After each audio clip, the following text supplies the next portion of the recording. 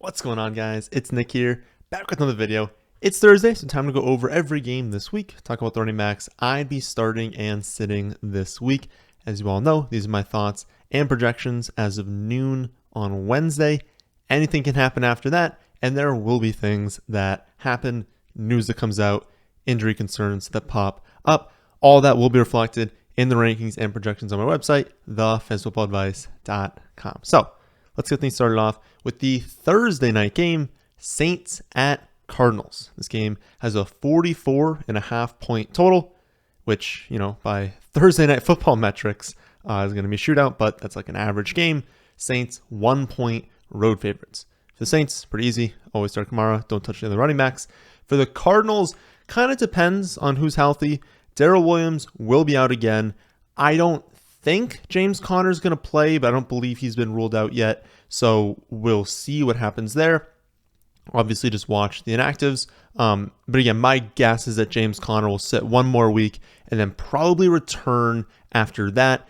Eno did not do fantastic last week, but he still had 15 carries, 3 receptions.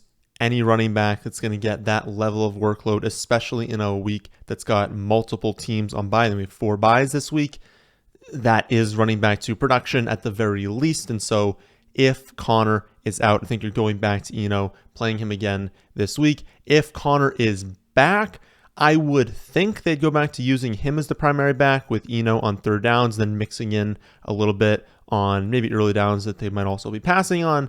So that would probably mute my interest in everyone. But again, I don't think he's going to play. And if he's out, Eno's a strong play this week. Browns at Ravens up next, 45.5 point total. Ravens 6.5 point home favorites. For the Browns, always start Nick Chubb. And as per usual, Hunt's going to be like a fringe flex play.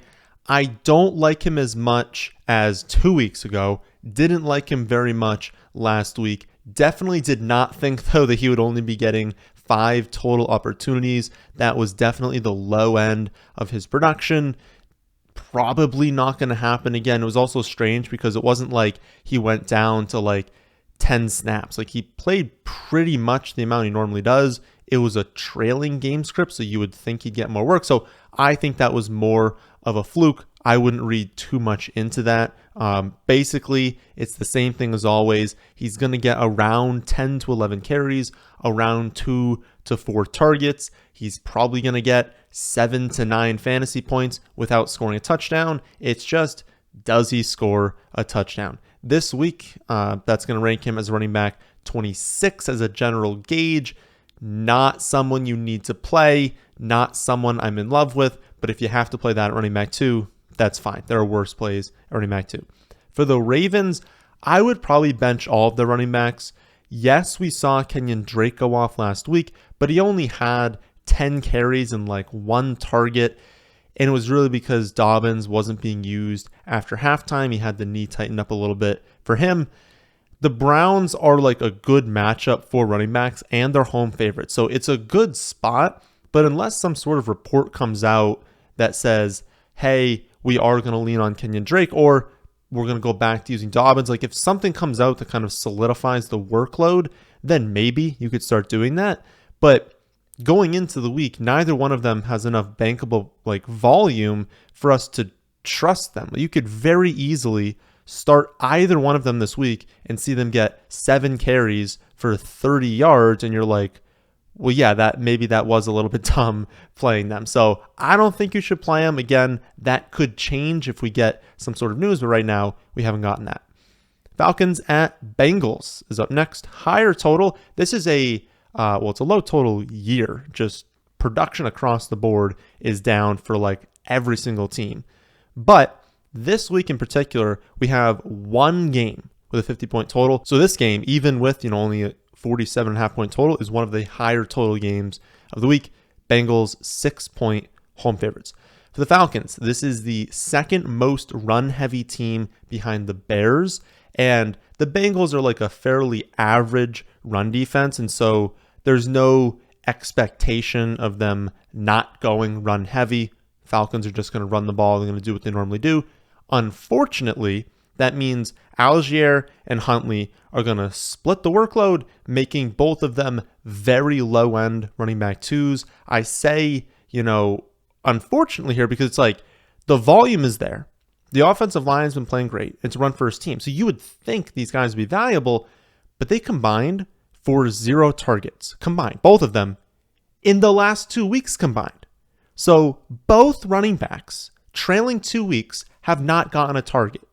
So you need the one you start to score a touchdown. And even then, they probably need 60, 70 rushing yards on top of that to be worth the play if they're not going to have a single target. So again, bye weeks are here. Some players are injured. You could play them as low-end running back twos, but I would very much prefer to play neither of them. Then for the Bengals, you always have to play Joe Mixon. There is some signs of life recently. 5.5 yards per carry in each of the last, or at least over that, in each of the last 2 weeks. Made it back to the end zone last week. So definitely disappointing production overall across the whole season, but he's a home favorite. It's a bottom 5 run defense. He's been playing better as of late. You're playing him. Next up, we've got probably my favorite game of the week. Not the highest total of the week, but my favorite one from like a viewership perspective, and one we're probably going to stack in the Saturday video, is Lions at Cowboys.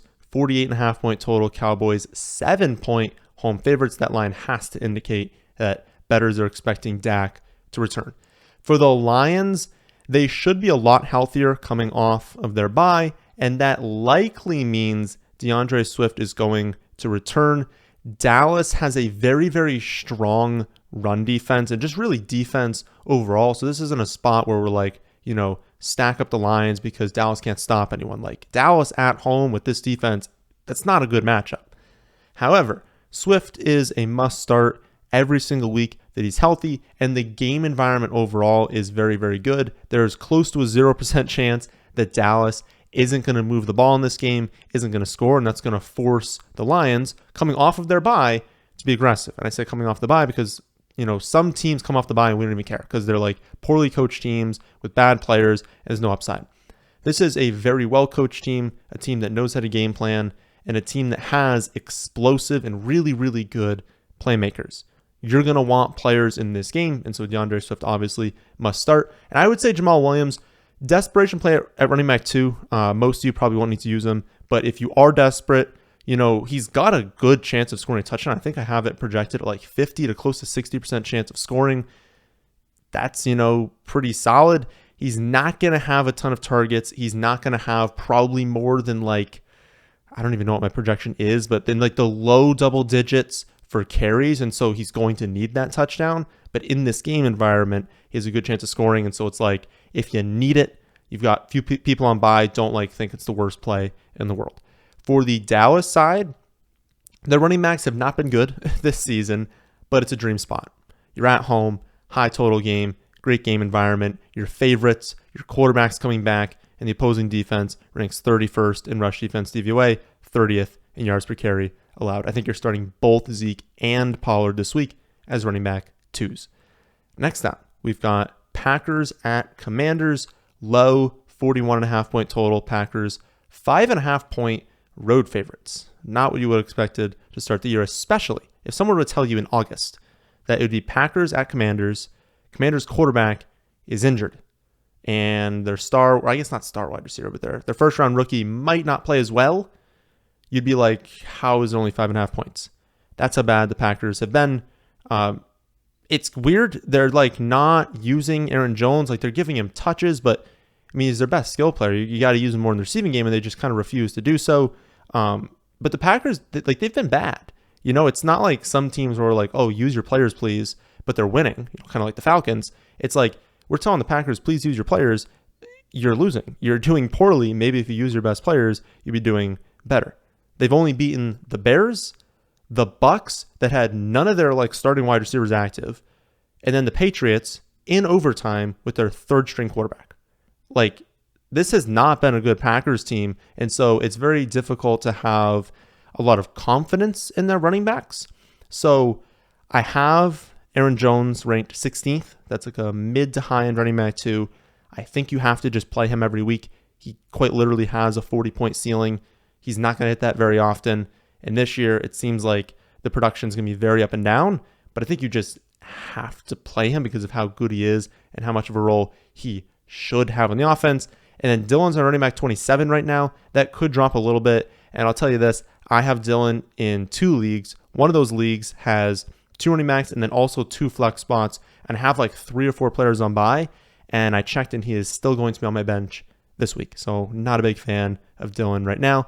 For the Commanders, we have, I guess, a slightly difficult situation to figure out. So like, it's a good matchup. Not that like they're going to score a billion points. It's a low total game and they're underdogs, but it is a winnable game with how bad the Packers have played. And the Packers are best attacked on the ground. So if they're going to find success, it's likely going to be with the running backs. The problem is figuring out the split. I was very confident last week that Robinson would be the lead early down and goal line back. And that's what we got. 17 carries, has the touchdown, very clearly used in that role. But he's got basically like a 0 target projection. So that hurts. And it's not like he was that good on the ground. Now, he was obviously, coming back. It was his first game, or actually, I guess it was his second game. His first time they were actually giving him like a quality workload. So maybe he starts to get better, but obviously, he didn't run away with the job last week. My initial projections have them all in the mid to low 30s with McKissick obviously being the one that you kind of throw to the side right now. But I'll acknowledge that the projections are tough because if maybe they look at the game last week and it's Antonio Gibson was the best running back in the game last week. If they look at that and they give him more work, that's going to come at the expense of Robinson, but likely won't be enough because they're still going to use Robinson at the goal line in short yardage, and they're still going to use him on early downs because it will still steal receptions. And so it's a very gross situation. I sort of want to see it for one more week, but maybe a report will come out that they're still behind Robinson or that they are moving a little bit towards Gibson. But I think we need to see a report because right now I would prefer to not play any of them. Bucks at Panthers is up next. This game has an even lower 40.5 point total. Bucks 5-point road favorites. For the Bucks, always play Leonard Fournette. And Rachaad White is I would say a fine desperation play in deeper formats, right? Ideally, if you have everyone healthy and no one on bye, you are not playing Rachaad White in any format, any league size. That's the ideal scenario. But with a few really good teams on bye and a few good players being injured, it's if you have to use him as a fill-in. It's not the worst play in the world. He's running back 34 right now. He'll get a few receptions. He'll have a chance of scoring a touchdown. There is a chance that the Bucks, I know the spread's not crazy, but there's a chance the Bucks just annihilate the Panthers. And if that happens, you could see a few touchdown opportunities for White. Again, not a good play, but not the worst play. For the Panthers, always play McCaffrey. Hopefully he gets traded soon. And then if he does, hopefully they also trade DJ Moore and just completely tank. I don't even want to know what that offense will look like if that ends up happening. But, let's be honest. Not going to do anything this year. They should. They probably should just trade both these players, get a billion picks. Until that happens, obviously play McCaffrey, but, the ceiling is tough when they're only running I think it's 53 plays per game. He's been amazing this season. So good on a per touch basis. If they were playing a league average number of plays, he'd be smashing. They just can't run any plays because they can't do anything. Giants at Jaguars is up next. 42-point total. Jaguars 3-point home favorites. The Giants always start Saquon. For the Jaguars, right now, Etienne's my running back 20. Robinson at 28. I talked about this backfield yesterday in the trade video. But again, I think they slowly start to shift more and more work to Etienne. It is not going to all of a sudden be Etienne getting 90% of the snaps. That'll never happen. And it's not going to all come at once. It's probably going to come very slowly throughout the year. But I think it's going to keep going towards Etienne. And if that's the shift, and Etienne's been way better than Robinson, I really don't want to play Robinson. I think Etienne is totally fine to play in running back 2 in any scoring format. Next up, we've got the Colts at the Titans. 43.5 point total. Titans 2.5 point road favorites coming off their bye. And what do you know? Another easy one to break down.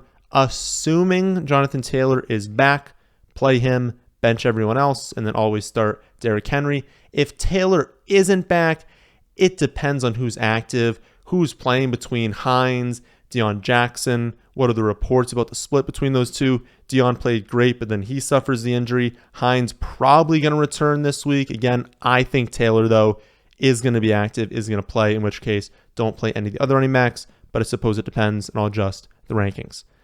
The 4 o'clock games kick off with Texans at Raiders, 2 teams playing each other coming off of their bye.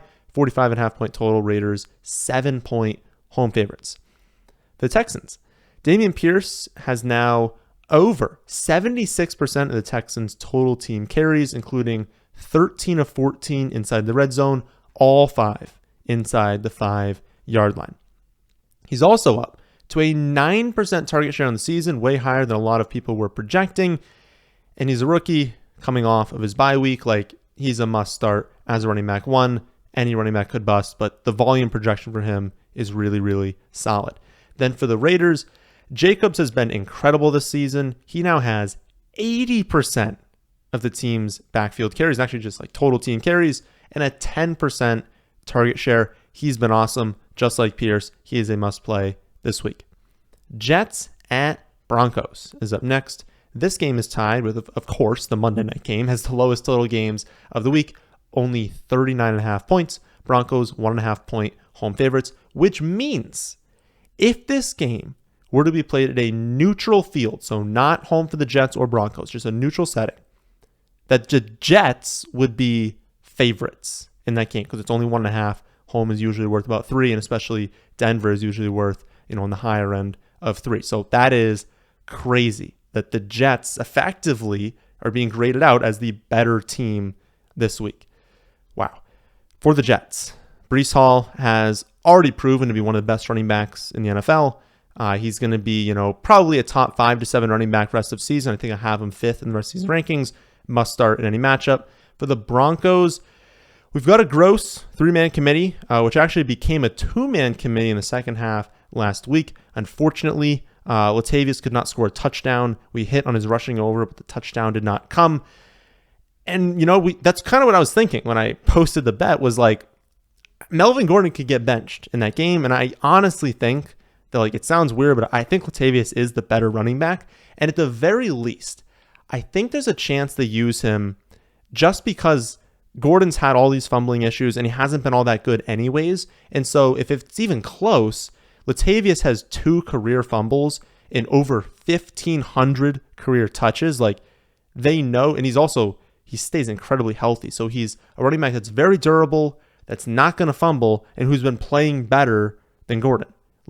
It makes sense that they're benching Gordon. Now, I don't know if that's going to continue. Nathaniel Hackett's never been one to make sense very often, but you have to think that Gordon didn't do anything last week to think you had to play him. I don't know what's going to happen though, and so my preference is to not play any of them. If you had to though, I would probably play Latavius over Gordon, but again, how do you trust that backfield? How do you trust that offense? If they're going to rotate 3 running backs, and we don't even really know who's going to be lead back between Gordon and Murray, I just don't see how he could play any of them. Next up, Chiefs at 49ers, 48.5 point total. Chiefs 3-point road favorites. For the Chiefs, Clyde is the only running back you can really consider starting, and it's really just as a low-end running back too. San Fran ranks first in both rush defense DVOA and yards per carry allowed, and given the close spread, there's definitely a chance that KC is trailing in this game. Now, I'm not saying they're going to lose, but it's a 3-point spread. You could easily see 2 or 3 quarters where they're at least even or trailing, or it's a very close game and they're not really leaning on Clyde. And if Clyde has one game with double-digit carries, only an 8% target share in the season, coming off 0 targets last week, they're going to rotate other running backs in. He has to score. He has to score a touchdown to be worth it. And again, this is the most difficult spot on the road against the strongest run defense in the NFL. It's not a good spot. If you can, I would bench him. For the 49ers, really depends on the reports throughout the week. Tyrion Davis-Price was active last week, but he was coming off the injury. He only played 1 snap. if any reports come out that he's going to get more run this week, they want to mix him in, that's terrible news for Wilson. Like, if all of Coleman, Wilson, Davis Price are all mixing in, it's a gross three-man committee on a team that doesn't throw to running backs in a spot that's not fantastic. Like, the Chiefs still have a very solid run defense. They're like a good defense overall. We're looking at this 49ers team thinking they're probably going to be trailing.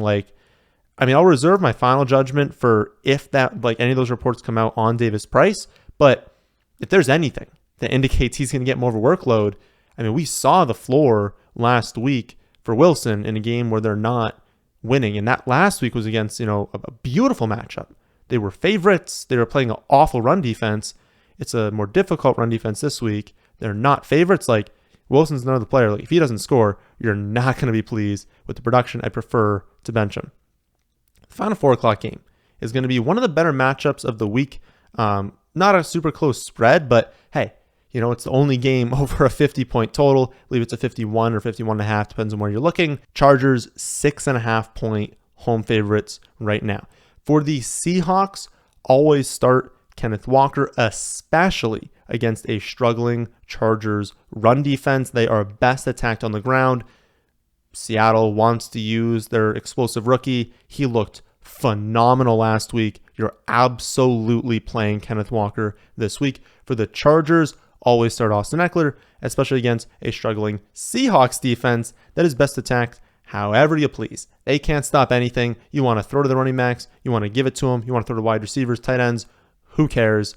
It is a good matchup for anyone against Seattle. You're playing a lot of Chargers players, but definitely Eckler.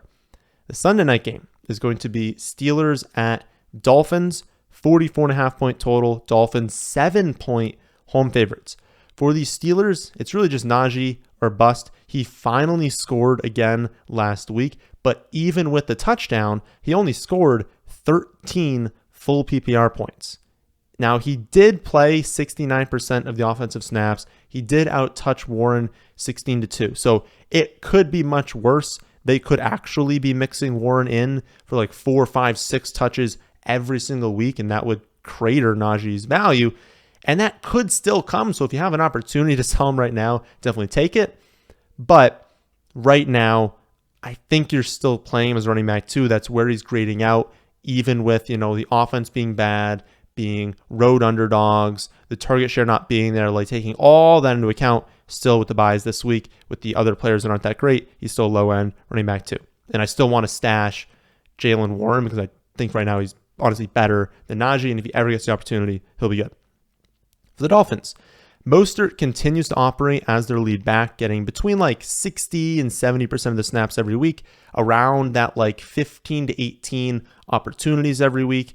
The Steelers defense, obviously they lost Watt, and so that's going to hurt, but they've definitely underperformed so far this season. Miami is at home. They're touchdown favorites. Their quarterback's likely returning this week. Like, it's a really good spot for Mostert. I think you are playing him as like a mid-range running back too, and Edmonds, most people can cut. At this point, he's only a handcuff.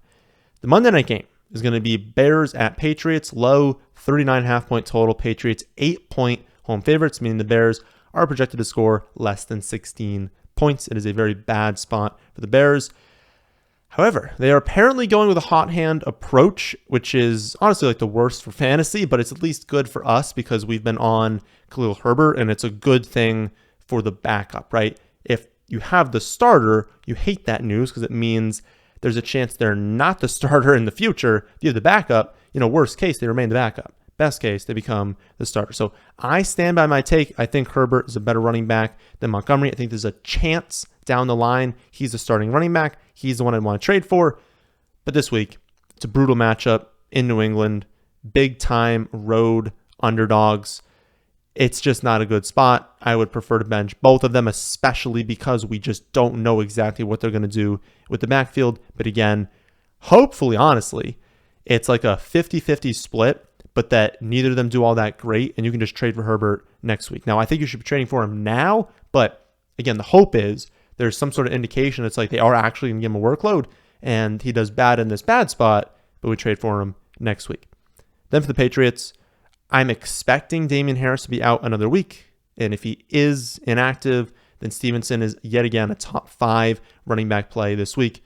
Again, big time home favorite. He'd be getting virtually all the touches, huge goal line opportunities, huge touch expectation. Like, you are obviously playing him this week. So those are my thoughts on every backfield this week. I will update the rankings and projections throughout the week to reflect any news and any injuries that occur. So if you have any other questions, please refer to those on my website, thefantasyfootballadvice.com. I'll be back tomorrow to go over wide receiver starts and sits, and then Friday to go over my favorite plays of the week. That, my friends, is the end of this one. Hope you all enjoy. If you did, how about hitting the like button, and how about subscribing to the channel if you're new here? Thanks for watching.